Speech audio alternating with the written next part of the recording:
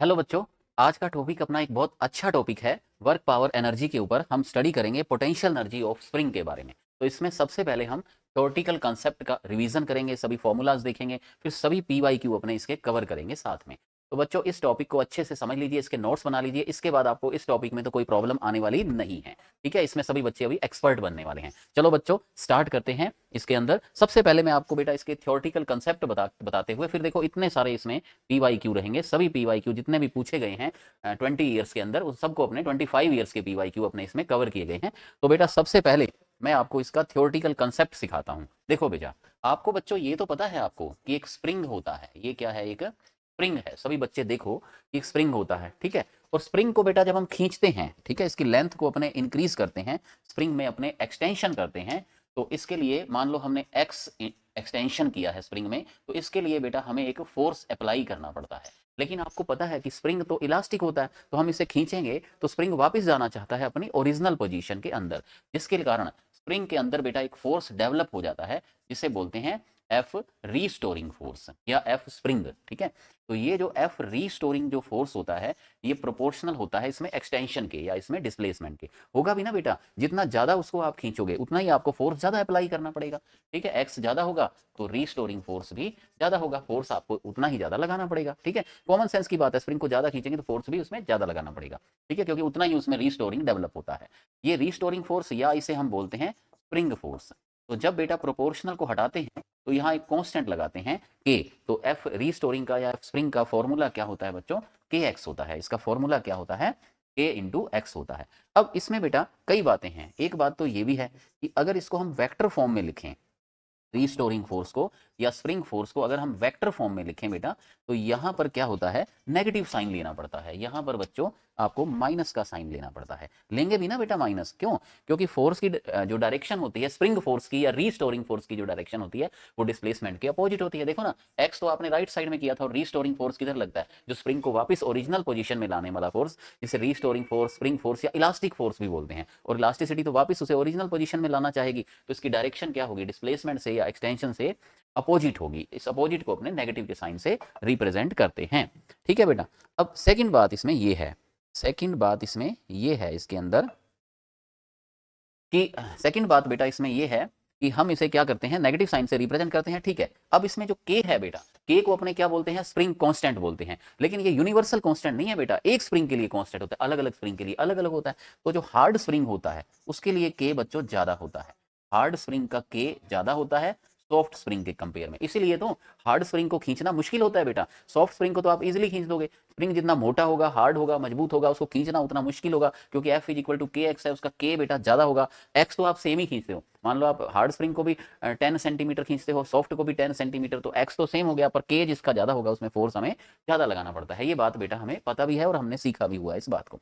Third बात, third बात बेटा ये होती है इसकी कि अगर हम इसको खींचते हैं तो फोर्स लगाया, डिस्प्लेसमेंट हुआ, तो एक वर्क वर्क भी तो करना पड़ेगा ना। खींचने में जो वर्क करना पड़ेगा बच्चों, उस वर्क का जो फॉर्मूला होता है वो होता है हाफ के एक्स स्क्वायर, और यही वर्क उसमें पोटेंशियल एनर्जी की फॉर्म में स्टोर हो जाता है। तो स्प्रिंग की पोटेंशियल एनर्जी या वर्क डन का जो फॉर्मूला होता है वो हाफ के एक्स स्क्वायर होता है। लेकिन बच्चों इस फॉर्मूले को हम ऐसे भी लिखते हैं, देखो हाफ के एक्स स्क्वायर तो लिखते ही हैं, इसको इंटू के बाई के कर दें, तो ये एफ क्या है बेटा? एफ क्या है? के एक्स।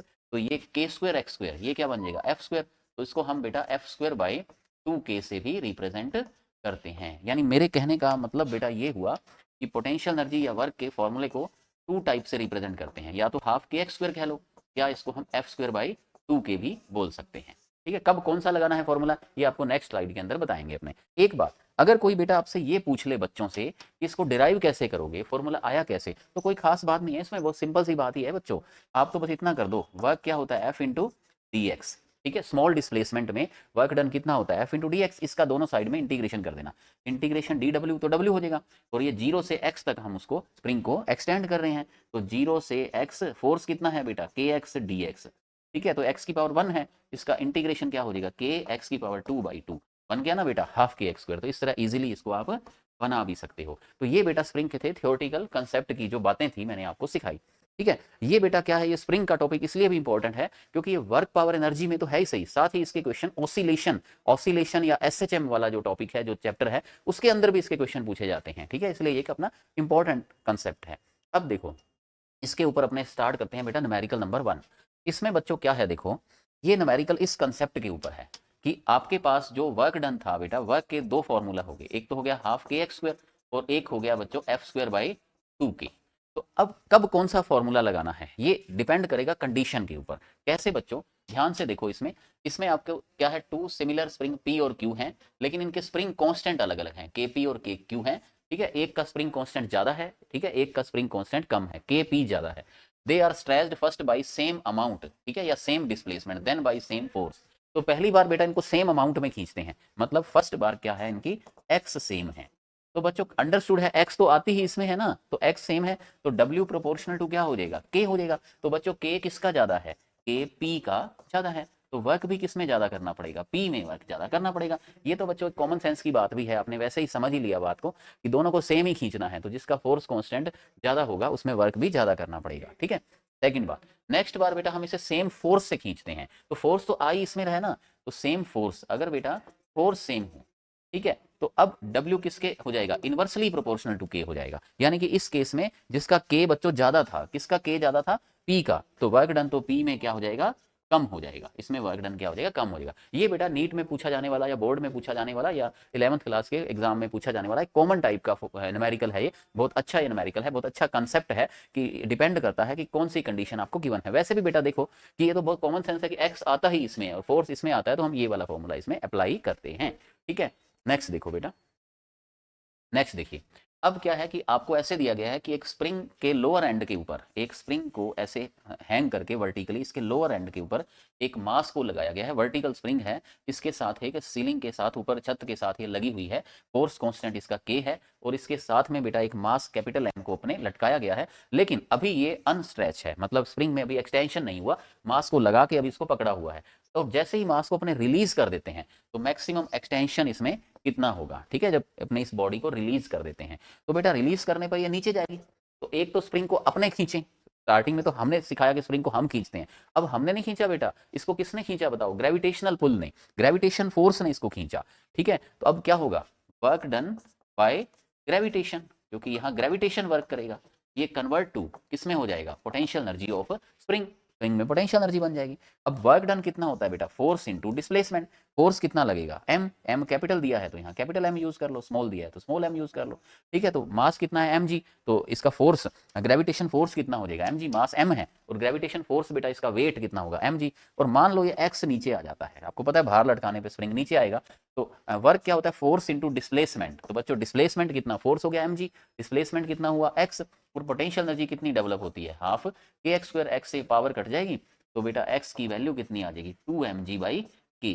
ये बेटा उसमें क्या हो जाएगा, एक्सटेंशन हो जाएगा, कितना, 2 mg बाई के। तो ये बेटा एक सिंपल सा बहुत इजी सा क्वेश्चन था कि हम इसको छोड़ेंगे तो ग्रेविटेशन फोर्स का जो वर्क होगा वो उसमें पोटेंशियल एनर्जी की फॉर्म में स्टोर हो जाता है। नेक्स्ट देखिए, नेक्स्ट देखो बेटा, इसमें क्या पूछा गया है कि स्प्रिंग है ए और बी हैं, जिनके कांस्टेंट के ए और के बी हैं, और के ए आपको दिया 2 kb, उनको स्ट्रेच किया जाता है by applying force of equal magnitude.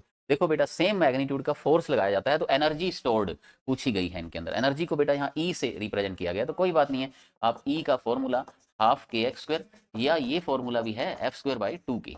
अब बेटा इसमें फोर्स दिया है आपको, ठीक है, बच्चे यहाँ पे कई बार मिस्टेक कर देते हैं, ठीक है, क्या बच्चों को क्या हाफ के एक्स स्क्वायर इजी लगता है, लेकिन इसको कंप्लीट याद करो बेटा, फोर्स अगर सेम दिए हो, फोर्स की बात हो, तो ई इनवर्सली प्रोपोर्शनल टू क्या हो जाएगा, one by inversely proportional to K हो जाएगा, ई प्रोपोर्शनल टू 1/k या ई इनवर्सली प्रोपोर्शनल टू के हो जाएगा। अब बेटा आपको एनर्जी किसकी पूछी गई है, ए वाले की तो गिवन है और बी वाले की पूछी गई है, तो ई बी बाई ई ए क्या बन जाएगा बताओ, के ए बाई के बी, बस इसको आपको बेटा सोल्व करना है। और के ए आपको कितना दिया हुआ है, 2 kb, के ए की वैल्यू कितनी गिवन है, 2 kb बाय के बी से के बी कट जाएगा, तो ई बी किसके इक्वल आ जाएगी, ई बी, यहाँ से देखो बेटा ई बी क्या आ जाएगा, 2 EA, तो आपका कौन सा आंसर करेक्ट हो जाएगा, फर्स्ट वाला आंसर आपका करेक्ट हो जाएगा। तो बच्चों देखो ये भी एक अच्छा कंसेप्ट था, इसमें आपने देखा, आपने सीखा कि हर बार एनर्जी में हाफ के एक्स स्क्वायर का यूज नहीं करना, डिपेंड करता है कि कंडीशन कौन सी है, एक्स वाली है या एफ वाली है, एक्स वाली है या एफ वाली है, इसके ऊपर ये डिपेंड करता है।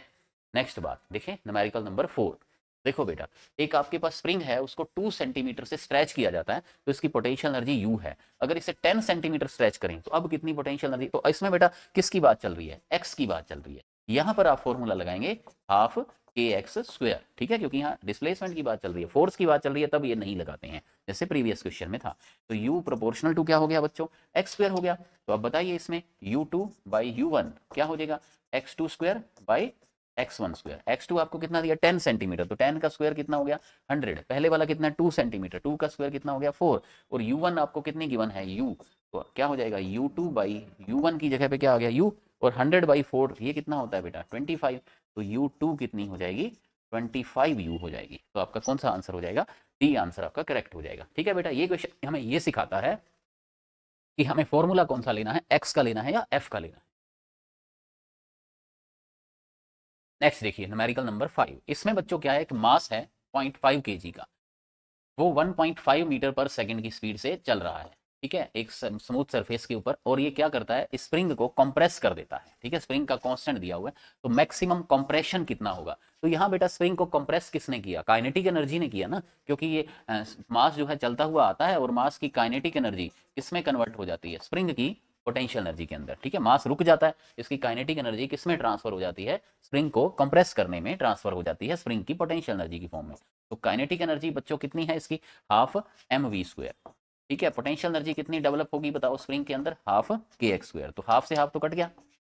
ठीक है, और आपको पूछा क्या गया है बेटा, स्प्रिंग के अंदर कंप्रेशन कितना होगा, तो एक्स का फॉर्मूला कितना आ जाएगा एम वी स्क्वायर बाई के। ठीक है, एक्स स्क्वायर है ना बेटा, ये के को इधर ले जाएंगे, स्क्वायर को हटाएंगे तो यहाँ रूट आ जाएगा। मास कितना है स्प्रिंग इसका बॉडी का 0.5 kg। ठीक है, वी स्क्वायर स्पीड कितनी है 1.5 इंटू में 1.5, और स्प्रिंग कांस्टेंट कितना है बच्चों यहाँ पे 50 है। ठीक है, तो आंसर देख लो इसका कट करने पे कितना बन रहा है। ठीक है, ये कट के यहाँ 0.5 ये 500 ये 100 आ जाएगा, तो ये आ जाएगा 1.5 बाई 10 मीन 0.15 मीटर। तो देखो बेटा ये आपका आंसर हो जाएगा। ठीक है, ये इजी क्वेश्चन है, बिल्कुल सिंपल है बेटा, बिल्कुल सिंपल है सब बातें, कंसेप्ट क्लियर है तो सब सिंपल है, आपका माइंड सब इसमें एडजस्ट हो जाएगा कि कब क्या करना है आपको। काइनेटिक एनर्जी आती है और उसकी पोटेंशियल एनर्जी में कन्वर्ट हो जाती है। पत्थर जब नीचे जाता था तो कई बार ग्रेविटेशन के कारण फोर्स था, वो वर्क ग्रेविटेशन का फोर्स लगता है, फिर उसका वर्क डन होता है, वो पोटेंशियल एनर्जी में कन्वर्ट हो जाता है। तो सब तरह के इसमें कंसेप्ट आपके क्लियर हो रहे हैं। एक कंसेप्ट बेटा और सीखो। ठीक है, ये कंसेप्ट और एक इंपॉर्टेंट कंसेप्ट है, इसमें प्लस और माइनस का कंफ्यूजन आ जाता है बच्चों को। देखो है क्या, इसमें एक वर्टिकल स्प्रिंग है, देखो ये बच्चों एक वर्टिकल स्प्रिंग है, इसमें ऐसे है, इसको एक टेबल पर फिक्स किया गया है, और एक बॉल लेते हैं जिसका मास कितना है m है और हाइट h है इसकी। यहाँ से इसकी स्प्रिंग के जो फ्री एंड है इसके हाइट कितनी है इसकी h है। और जब ये बेटा बॉल नीचे आके स्प्रिंग के ऊपर गिरती है तो स्प्रिंग में जो कंप्रेशन होता है, ऊपर से नीचे जाता है स्प्रिंग, तो वो डी कंप्रेशन होता है। ठीक है, तो इसमें नेट आपको वर्क बताना है। आप एक बात बताओ बेटा, वर्क क्या होता है, एफ डी कोस थीटा। ठीक है, आपको पता है कि जब थीटा 0 डिग्री होगा तो वर्क डन क्या आएगा, पॉजिटिव आएगा, क्योंकि जब थीटा 0 डिग्री होगा तो वर्क क्या आएगा, पॉजिटिव, फोर्स और डिस्प्लेसमेंट में, है ना। कोस थीटा 0 डिग्री, ठीक है, कोस 0 +1 होता है। लेकिन अगर बेटा थीटा 180 डिग्री होगा तो वर्क डन क्या बनेगा, नेगेटिव, क्योंकि कोस 180 कितना होता है -1। तो यहाँ से बेटा हमें ये बात भी पता चलती है कि थीटा 0 डिग्री है, यानी कि फोर्स और डिस्प्लेसमेंट सेम डायरेक्शन में है, तब वर्क क्या होगा, पॉजिटिव। और अगर अपोजिट डायरेक्शन में होते हैं तब वर्क डन क्या होता है, नेगेटिव होता है। ठीक है, तो बेटा क्या होता है इसमें कि जब ये ऊपर से नीचे आता है, ठीक है, तो एक तो वर्क किसने किया, ग्रेविटेशन फोर्स ने, तो work done by gravitation force. ठीक है, ये वर्क डन क्या होगा बेटा, फोर्स इनटू डिस्प्लेसमेंट। फोर्स कितना है mg, डिस्प्लेसमेंट h, तो नीचे आया ही ये मास, लेकिन d और नीचे गया, तो डिस्प्लेसमेंट कितना हो गया, h प्लस डी हो गया। ये वर्क डन बेटा पॉजिटिव है या नेगेटिव, देखो ग्रेविटेशन फोर्स किधर लगता है, नीचे, और मास का डिस्प्लेसमेंट भी किधर हो रहा है, नीचे ही हो रहा है, तो 0 डिग्री पे हो रहा है ना, तो इसका मतलब ये वर्क डन कैसा होगा, पॉजिटिव होगा। ठीक है, ये पॉजिटिव वर्क होगा। नेक्स्ट बात, अब बेटा यहाँ पे स्प्रिंग कंप्रेस हो गया, लेकिन जब स्प्रिंग कंप्रेस होगा तो उसमें जो रीस्टोरिंग फोर्स बनेगा, स्प्रिंग को हम नीचे लेके जा रहे हैं पर स्प्रिंग अपनी ओरिजिनल पोजीशन में वापस आना चाहता है, तो इसमें जो रीस्टोरिंग फोर्स लगेगा, स्प्रिंग फोर्स, वो कहाँ लगेगा, ऊपर की ओर। लेकिन बेटा स्प्रिंग में डिस्प्लेसमेंट तो नीचे हो रहा है ना, तो वर्क डन बाई स्प्रिंग ये क्या होगा बेटा, माइनस होगा, -12 k d स्क्वायर, क्योंकि स्प्रिंग का डिस्प्लेसमेंट कितना हुआ है बेटा, नीचे की ओर डी हुआ है। तो अब जब हम नेट वर्क निकालेंगे ना बेटा, तब इसमें साइन कंसेप्ट का ध्यान रखा जाता है। तो नेट वर्क क्या हो जाएगा, ग्रेविटेशन का work mg h plus D minus spring का वर्क हाफ के एक्स स्क्वायर, या एक्स यहाँ किस फॉर्म में, डी की फॉर्म में, क्या हो जाएगा, हाफ के टी स्क्वायर। तो आपका कौन सा आंसर करेक्ट हो जाएगा, फर्स्ट आंसर बेटा आपका इसमें करेक्ट हो जाएगा। ठीक है, तो ये क्वेश्चन आपको बहुत अच्छा कंसेप्ट इसलिए है कि जब कभी बेटा साइन की आपको नीड पड़े तो आपको ये देखना है कि वर्क डन जो होता है, जो वर्क करता है सिस्टम, उसका साइन क्या होता है, प्लस कब लेना है और माइनस कब लेना है। ठीक है बेटा, इस तरह से अब आपके स्प्रिंग के सभी PYQ कंप्लीट हो गए हैं। आप इसको अच्छे से नोट्स बना लीजिए और अच्छे से रिवाइज कर लीजिए। जल्दी मिलते हैं बेटा नेक्स्ट क्लास में। Wish you all the best.